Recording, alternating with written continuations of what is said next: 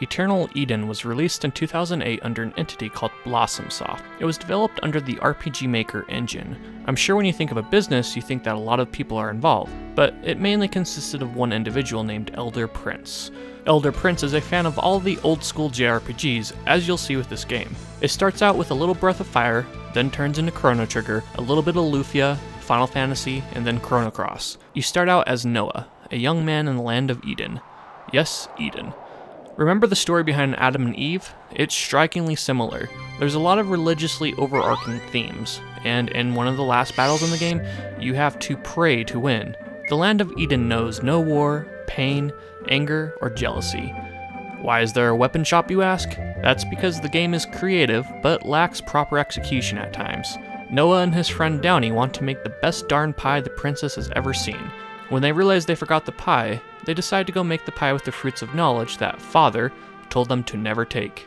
They feed the pie to the princess and all hell breaks loose. Literally.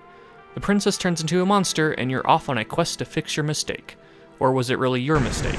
The first few hours of the game really hit at something fantastic. You go back through time to revisit your past and see if there was something you missed, which was an idea that I loved. And then you soon jump between two worlds, one of light and one of dark. Almost immediately when the world turns into chaos, your characters are flirting, bantering, and taking light of the situation. Although the bantering is cute, and sometimes humorous, the dialogue is one of the weaker parts of the game. You'll come across spelling and grammatical errors.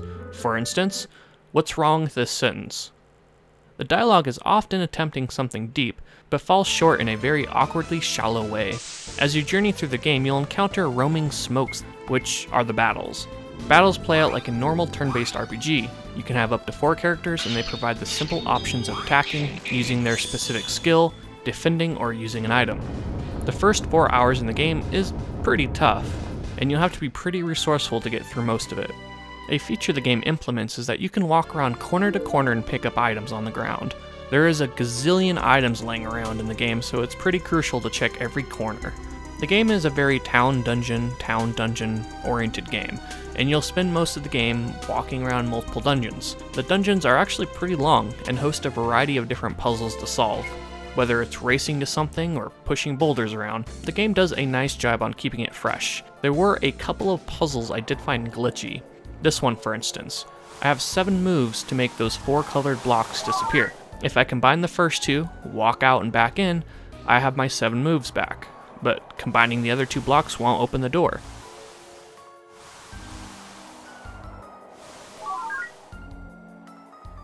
Dungeons are often extended by placing an item on one side of the dungeon, like a key, then having the locked door on the complete opposite side of the dungeon. Then when you open the door, you'll find something that will help you enter a new area, and it will happen to be on the other side of the dungeon. Thankfully, when you kill a monster, it's dead forever, and this doesn't really hinder the experience too much. This doesn't leave a lot of room for leveling at your own pace or any form of customization. Also, it's really beneficial to kill all the monsters in a dungeon, as you'll be rewarded with special items and additional experience. You get most of your spells and skills lying around, and they sort of have a materia from Final Fantasy VII look. The game lacks a lot of skill and spell variety in the game. Your mage gets the basic ice, fire, cure, heal, and not a lot else. Your main character only gets a few skills, and once you get the skill called Shockwave, the challenge level becomes pretty much a joke as you can just kill the majority of enemies in one hit.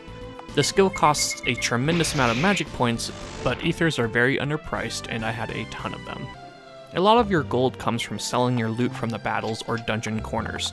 The game has most of your equipment hidden in chests throughout the game, so the economy is rather deflated.